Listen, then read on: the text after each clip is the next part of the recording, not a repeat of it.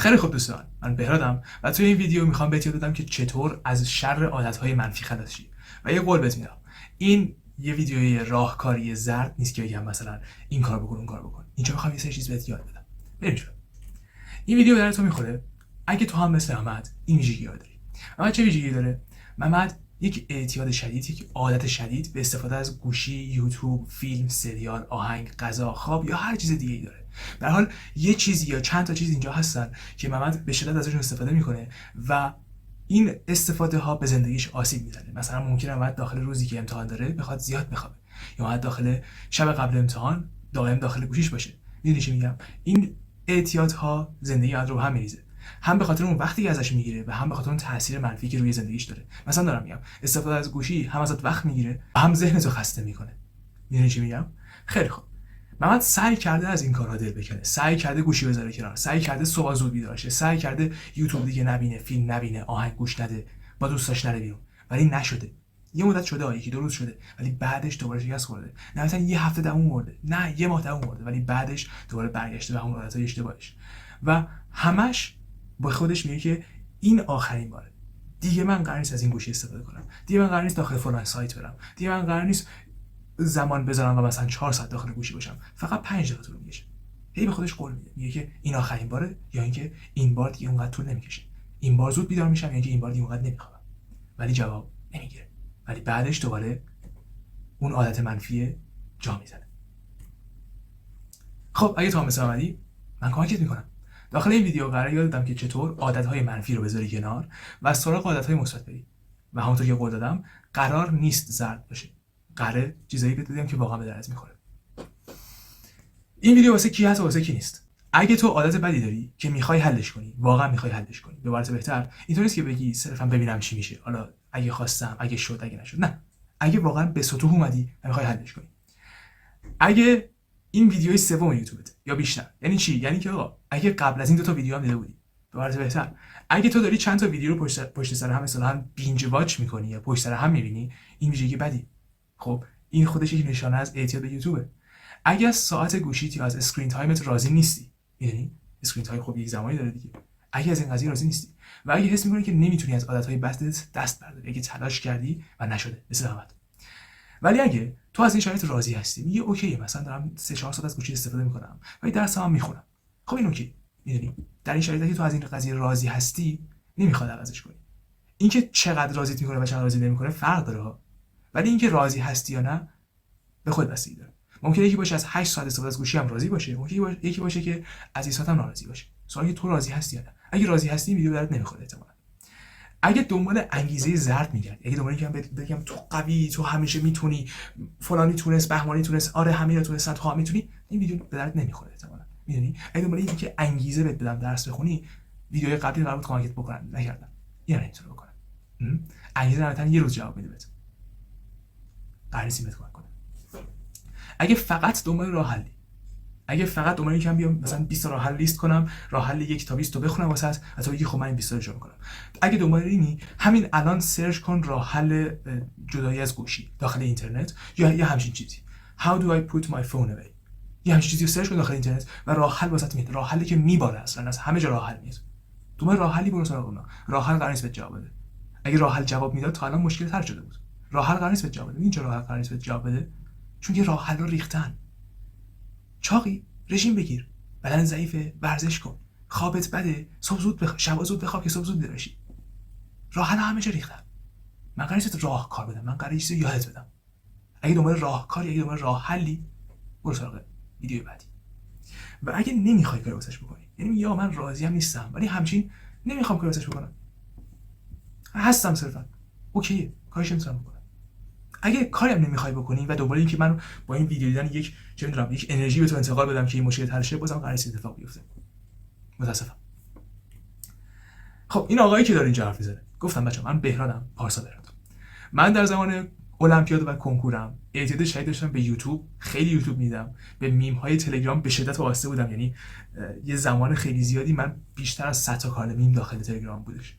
به خوراکی و فست فود به شدت اعتیاد داشتم، یعنی چاق شده بودم زمان کنکور، قشنگ گرد قلمه شده بودم و خیلی وقتا اون زمانهایی که باید بیدار میموندم و میخوابیدم. به عبارت بهتر من داخل مهمترین دوران زندگی از لحاظ درسی که عملاً دوره المپیاد زیست بودش روزی 12 ساعت می‌خوابیدم و این نوعی از اعتیاد. اوکی. و حالا من به کجا رسیدم؟ بچه‌ها جان، من اولا که من قبل از اینکه این اعتیاد رو حل کنم نتونستم به هیچ کدوم از اینا برسم. خب اون اعتیاد حل شد تا به اینجا رسید. بچه‌ها من پزشکی دانشگاه تهران می‌خونم. مدالیست المپیاد زیست هستم. مدرس المپیاد و منتور کنکورم. و بذارید تکرار کنم این قضیه رو. اون اعتیادها حل شد که من به اینجا رسیدم. اینطوری نشد که بگم مثلا اب نداره از گوشی استفاده کنی یا زیاد می‌خوابی همه چی حل، مثلا می‌تونی کار انجام بدی. نه. البته خب کم خوابیدن مشکل خودش داره. اینکه شما گوشیت صفر باشه هم ممکنه مضر باشه. ولی قضیه اینه. نمیگم اون اعتیادها رو بهتر حفظ کنید. باید اونها رو درست کنید تا اینا حل شه. تا بعدش بتونید به یه همچین جایی برسید. اوکی؟ حالا بریم سراغ این قضیه. آیا این ویژگی واسه آشنا هست یا نه؟ این ویژگی افراد اکثر افرادیه که اعتیاد دارن مثل خودت. اعتیاد به گوشی، نه لزوما به مواد مخدر، به سیگارا. اونم ممکنه اعتیاد بده. ولی نه لزوما اون. اعتیاد به گوشی داریم، به انواع سایت ها و ویدیوها داریم، همون که خودت میدونی، به فیلم داریم، به سریال داریم، به آهنگ داریم، به همه چی اعتیاد میتونه باشه. آدم به بدترین چیزا میتونه اعتیاد بگیره. چون خود اعتیاد فرق داره با اون عمله، با اون جسم، حتی با اون کاره. مثلا شما دارید میگید اون کسی که اعتیاد به غذا خوردن داره حتی نون بیاض هم میخوره. چرا نون بیاض میخوره؟ نون بیاض واقعا بدمزه است. چرا نون بیاض میخوره؟ چون خود اعتیاد فرق داره با اون نونه.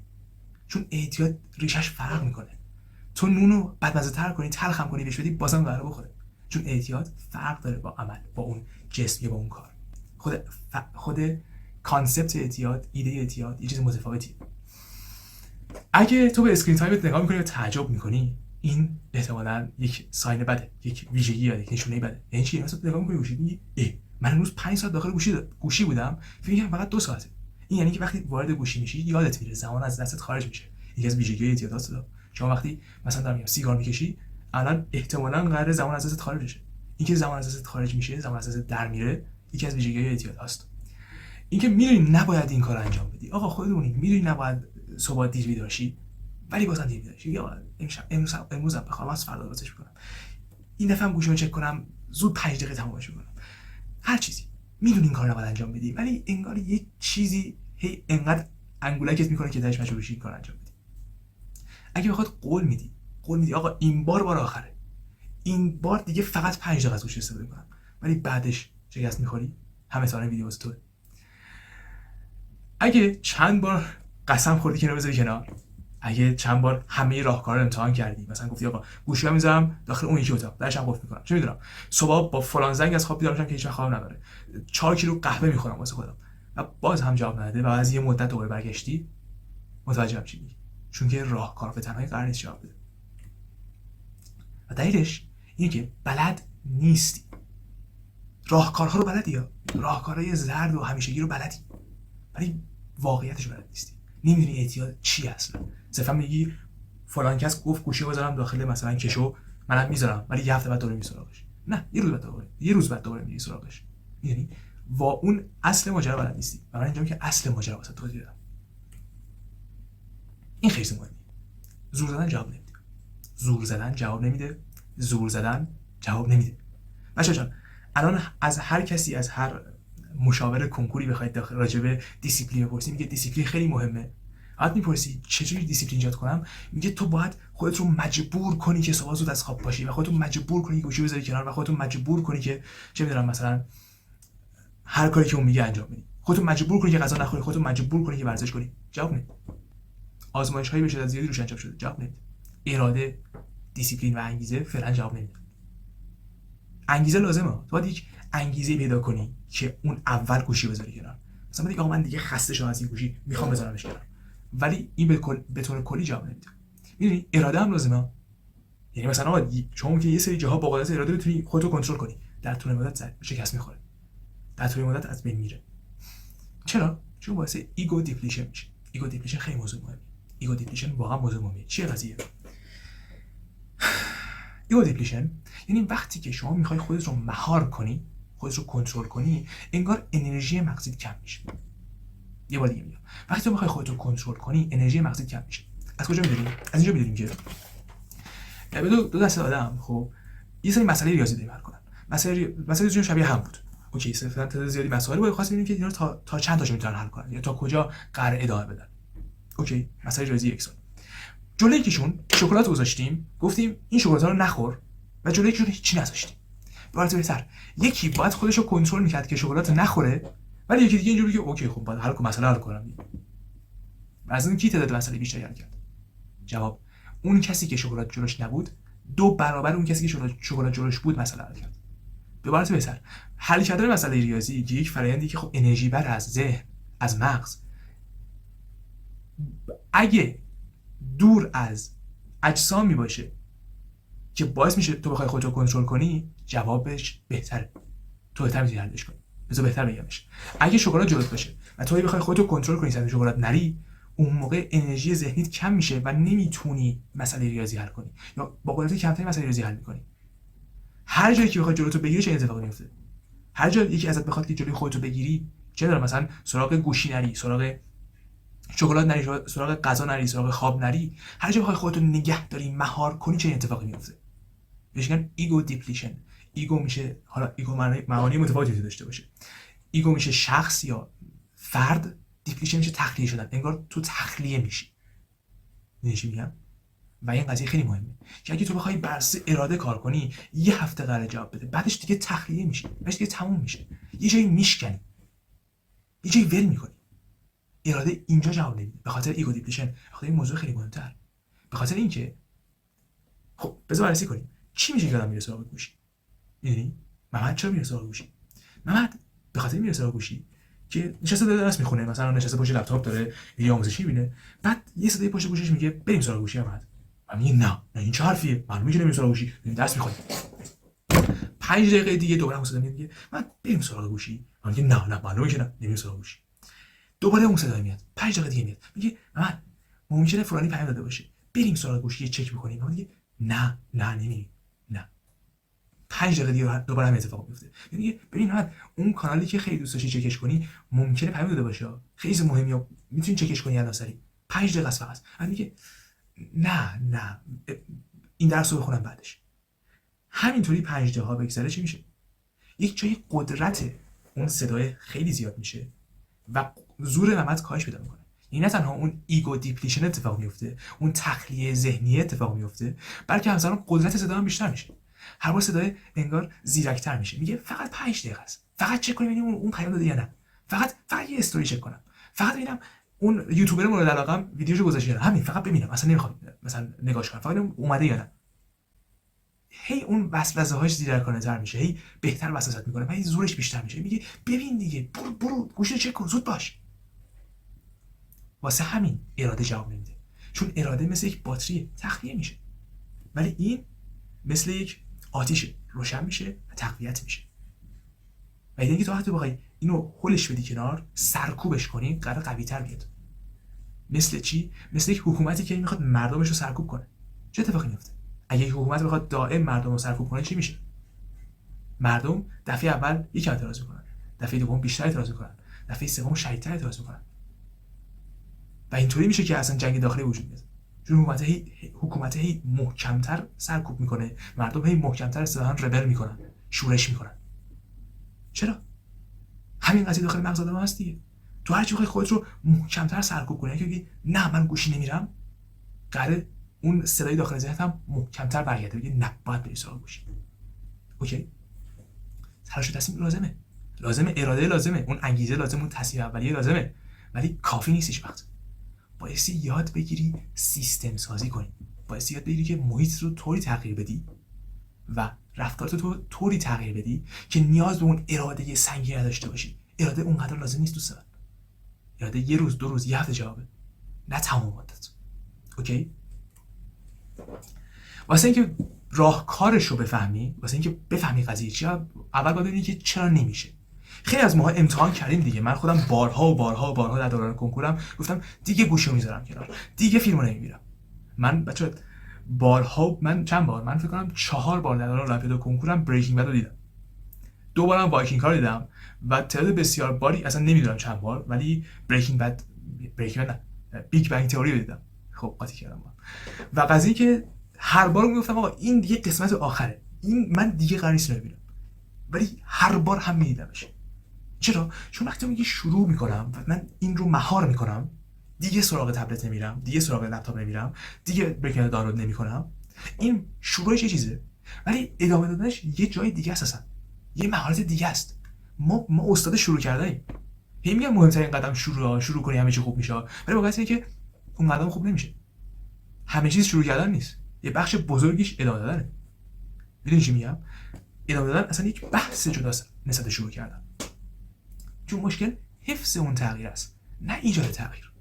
چون مشکلی که آقا تو یه ماه بریکینگ بد نبینی، یه ماه فیلم نبینی، یه ماه سراغ گوشی نری، نه یه روز، نه اینکه از فردا دیگه، نه، یه ماه، یه سال، تا آخر. میدونی چی میگم؟ مشکل حفظه، نه ایجاد. چون که انگیزه باعث شروع میشه ولی باعث ادامه نمیشه، و چون که اراده یا اون مهار فعال، اون سرکوب کردنه توی طولانی مدت جواب نمیده. یه هفته جواب بده نهایتا، نه بدتر یه ماه جواب بده، دیگه از دیگه بعد جواب نمیده. اراده شکست میخوره بچه‌ها، اراده تخلیه میشه. همونطور که یه حکومت ظالم جلوی مردم شکست میخوره، نه الان ولی حتما. الحکم یبقى مع الکفر ولا یبقى مع الظلم. مطمئن نیستم درست گفته باشم ولی همچین حالتیه. دیسیپلین حاصل از اراده و زور زدن نیستش، یه طور دیگه دست میاد. این خیلی موضوع مهمه، این احتمالاً مهمترین موضوعی که قرار متوجه بشی داخل این ویدیو. دیسیپلین نیست که تو زور کنی خودت رو تلاش کنی که باشی. دیسیپلین که پاشی و اوکی باشی با این پا شدن و بگی اوکی بود، من فردا همین کارو انجام میدم. دیسیپلین نیست که هر بار با خودت کلنجار بدی که آقا من الان گوشیو چی کارش کنم، بذارمش اینور بذارمش اونور سراغش برم. دیسیپلینی که من نمیخوام سراغ گوشی برم. دیسیپلینی که من الان دوست دارم درس بخونم، نه من الان باید درس بخونم، من الان دوست دارم درس بخونم. درس خوندن الان واسه من مفیدتره. میدونی چی میگم؟ دیسیپلین زور دادن نیست، دیسیپلین اراده داشتن نیست. دیسیپلینی که تو یک جوری محیط درست کنی، یک جوری رفتارت رو درست کنی که انجام کار مفید واسه لذت بخش هم باشه و این اصلا تموم میکنه کارو. تو اگه از انجام کار مفید لذت ببری، همه مشکلات حل میشه.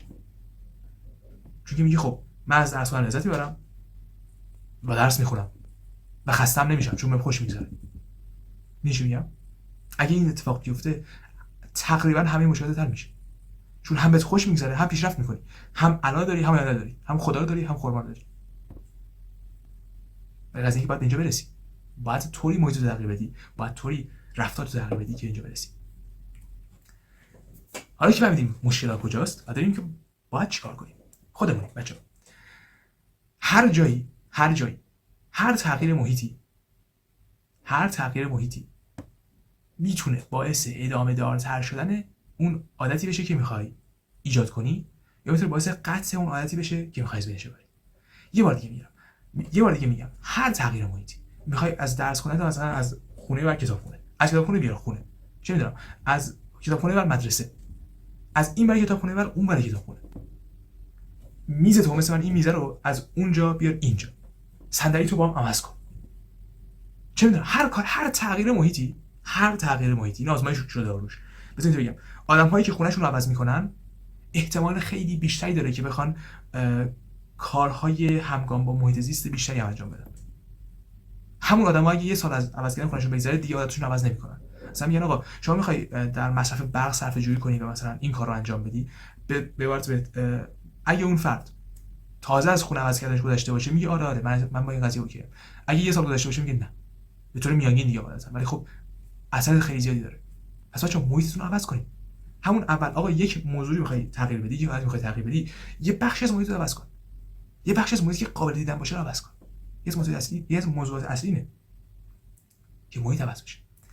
دو، یه عادت کلیدی بساز. عادت کلیدی باید یه ویژگی خیلی مهم داشته باشه. عادت کلیدی چی اصلا؟ عادت کلیدی یعنی اینکه عادتی که تو میگی آقا از آسمون سنگم بباره من اینو تغییر نمیدم، من این کارو همیشه انجام میدم. اوکی، بگی عادت کلیدی. و از این تو عادت کلیدی بسازی، داشته باشی. چرا عادت کلیدی مهمه؟ چون که تو باید بتونی سنگ بنای تغییرات رو حول محور یک چیزی ایجاد کنی. بگی آقا درسته که من کنکورم خراب شده، اولویتم خراب شده، درس نمیخونم، با دوستام رابطم درست نیست، ولی صبح زود بیدار میشم. اوکی، پس سنگ بنای تغییر باید حول محور یه چیزی ساخته بشه. نمیشه از پایین همشو با هم ساخت. باید اول ستوناش چیده بشه، باید اول ستوناش چیده بشه، بعد بقیه ساختمون ساخته بشه. از پایین آجر کشی نمیکنن، اول ستون میزنن. یعنی چی میگم؟ اول ستون میزنن، اول یک عادت رو تثبیت میکنن و بعدش بقیه عادت رو میسازن. این راجع به کمالگرایی هم هستش. اگه بخوای کمالگرایی داشته باشی در این مسیر چی میشه؟ میگی نه، من باید از همون اول همه چیز رو عوض کنم. از صبح زود بیدار میشم، ورزش میکنم، درس میخونم، دوش میگیرم، چه میدونم، غذای سالم میخورم، گوشی میذارم کنار، فیلمو میذارم کنار، همه کارو رو انجام میدم. ولی خب یک ساختمون نمیشه تو هم آجرشو بچینی، هم ستوناشو بذاری، هم اون تهشو بکنی. یه همچین اتفاقی نمیفته. یه ساختمون وقتی درست ساخته میشه که اول ستوناش ساخته بشه.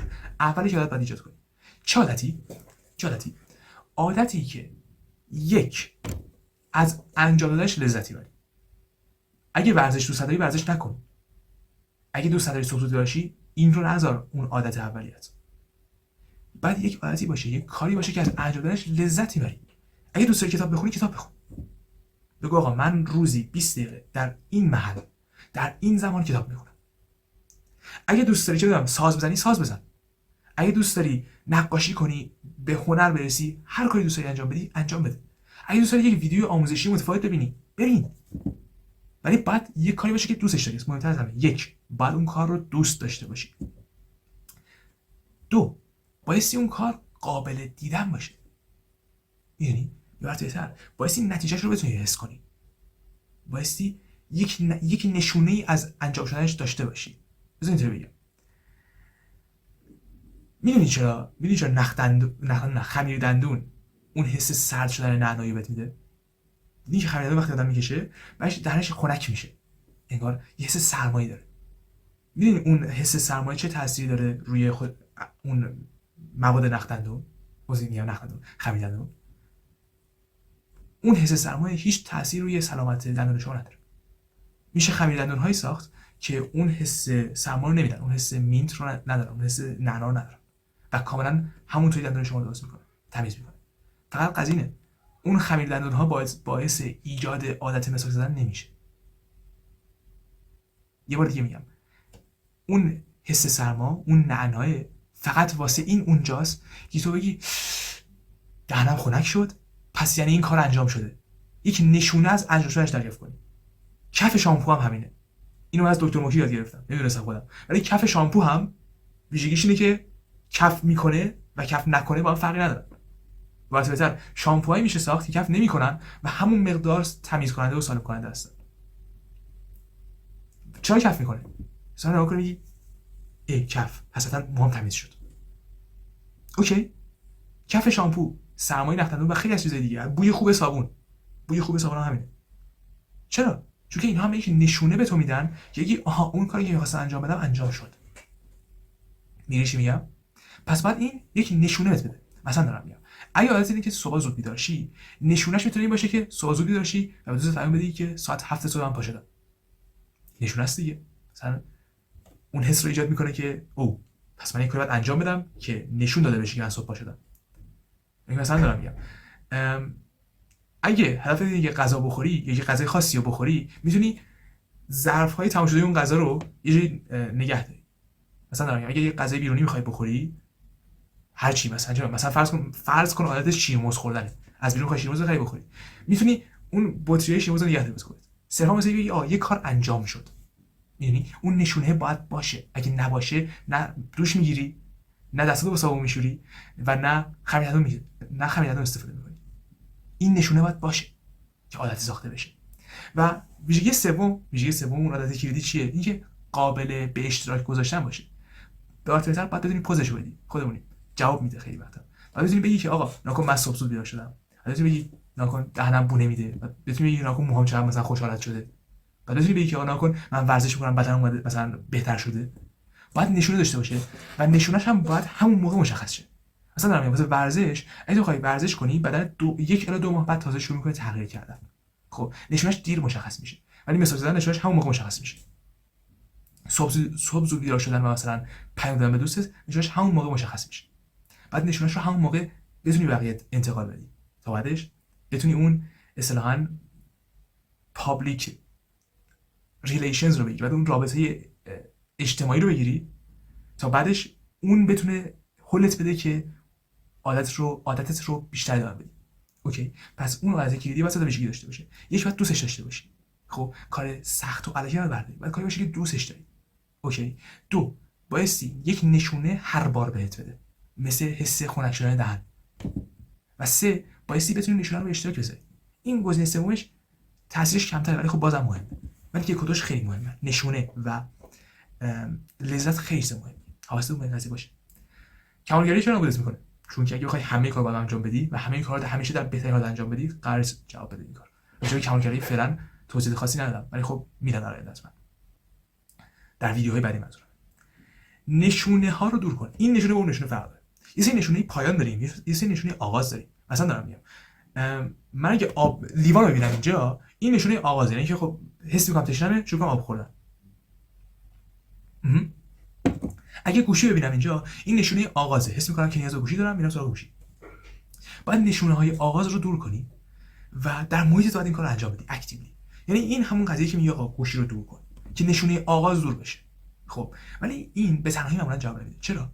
چون معمولا اون چیزی که باعث میشه تو بری سراغ گوشی نشونه های داخلیه، نه نشونه های خارجی.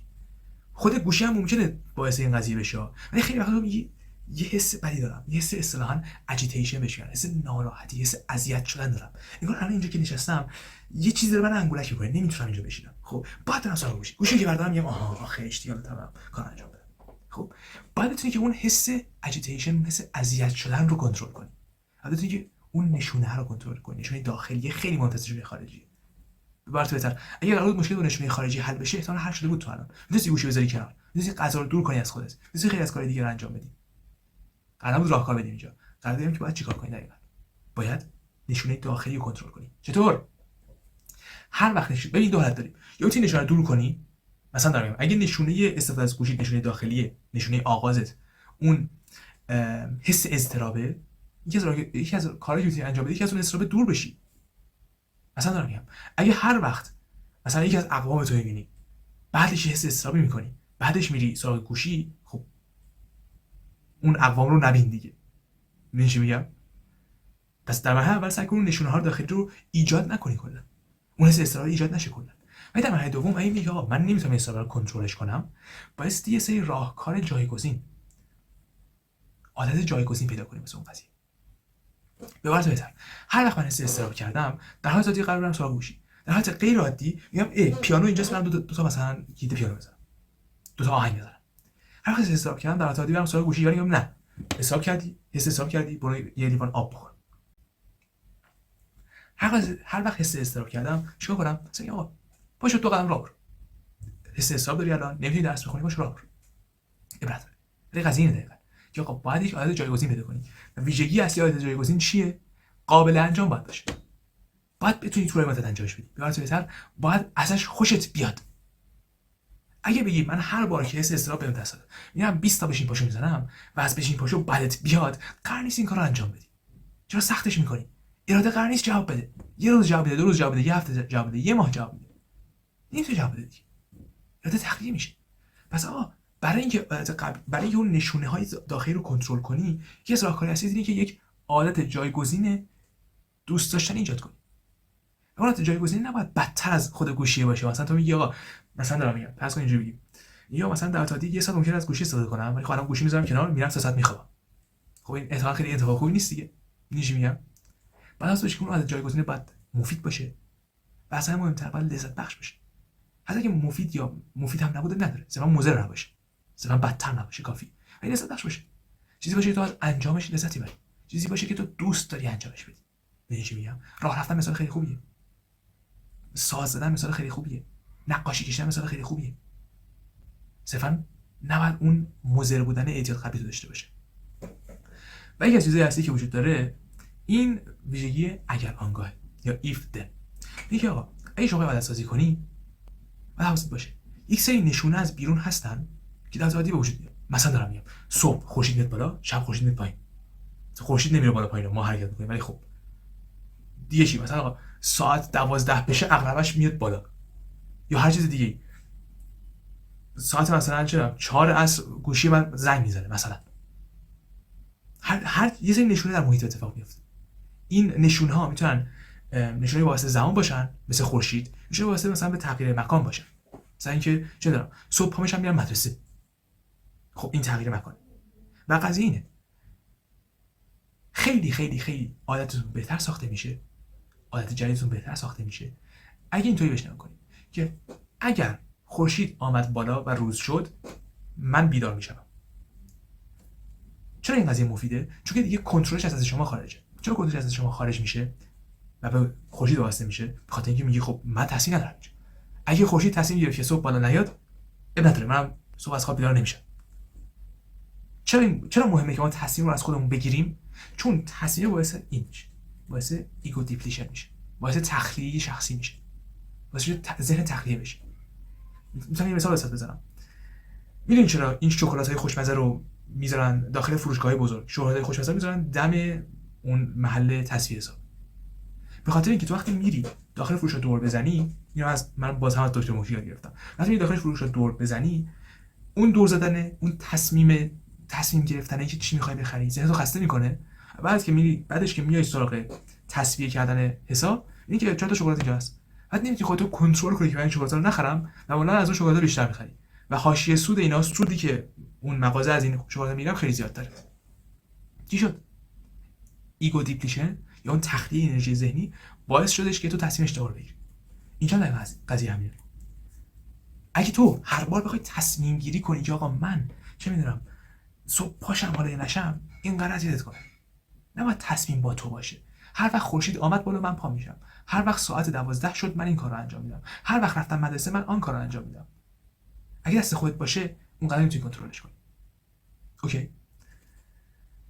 و اصلا مهمتر، این احتمالاً آخرین و یکی از مهمترین توصیه‌ات دارم. پاد شکننده باش. پاد شکننده یعنی چی؟ میشه آنتی فراجایل. آنتی فراجایل یعنی چی؟ فراجایل یعنی چی؟ شکننده یعنی چی؟ یعنی که این شیشه شکننده است، من میز بزنم بهش ممکنه بشکنه. وقتی بشکنه خورد میشه. این کاغذ شکننده نیست. این نان فراجایل. خب این خم میشه. ولی یه سری از مواد داریم، یه سری فلز داریم که آنتی فراجایل. خب چه اتفاقاتی میفته؟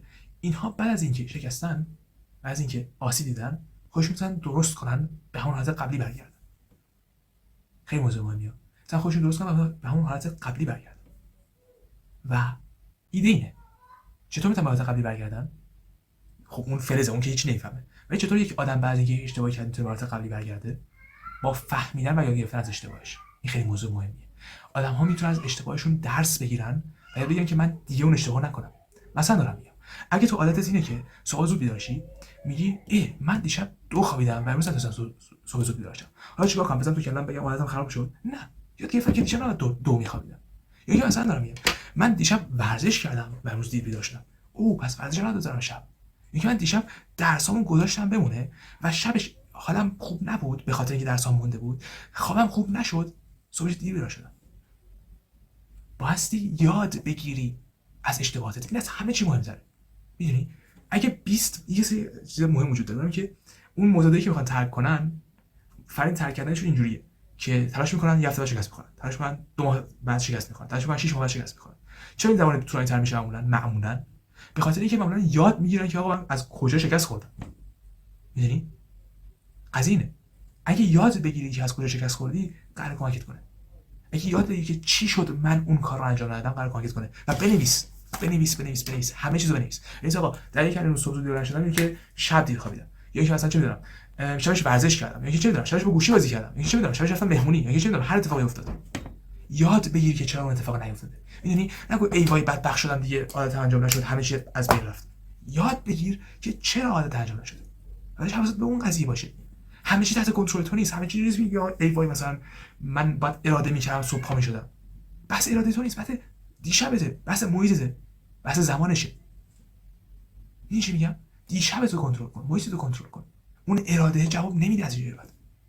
بگو من اینکه امروز درس نخوندم، اشاره که صبح رفتم سراغ گوشی. در حالی صبح نرفتم سراغ گوشی. اینکه صبح رفتم سراغ گوشی باعث شد که مغزم داره خسته بشه و تا عصرش دیگه اون کیفیت درس خوندن نداشته باشه. یاد بگیری که چرا اتفاقات بد میافتن. این چیزی که من به سختی بهش رسیدم. یعنی اگه زودتر بهش میرسیدم خیلی وضعم بهتر بود. اگه یاد میگیرم از اشتباهاتم خیلی وضعم بهتر بود. یاد بگیر که چرا اتفاقات خوب پیش نمیرن تا بتونی درستش کنی. با زجر زدن و با اراده کردن و با زور زدن و با انگیزه گرفتن اینا حل نمیشه. خوبم میدونی که حل نمیشه، از آنم بهتر میدونی که حل نمیشه. پس یاد بگیر که چطور درستش کنی. اوکی؟ خیلی خوب دوستان، من وبینارم تموم شد، ویدیوم تموم شد و امیدوارم که این ویدیو مناسب بوده باشه. خودت هم میدونی دیگه، لایک و سابسکرایب و کامنت و این حرفا یاد نره اگه دوست داری واسه من حمایت کنی. و از اون مهمتر امیدوارم که یه چیزی از اینجا دریافت کرده باشی. و خب یه سوال ازت دارم، اونم که آیا من به قولی که اون اول بهت دادم عمل کردم یا نه؟ من اول بهت قول دادم که یه چیزی بهت یاد میدم و قرار نیست زرد باشه. سوالی که آیا من به اون قول عمل کردم یا نکردم. قول مهمی و این کمش عمل کرده باشم نکرده باشم چیز مهمیه واسه من، چون من دوست دارم آدم صادقی باشم و دوست دارم به قولم عمل کنم. سوال از تو اینه، آیا من به قولم عمل کردم یا نکردم؟ مرسی. خداحافظ.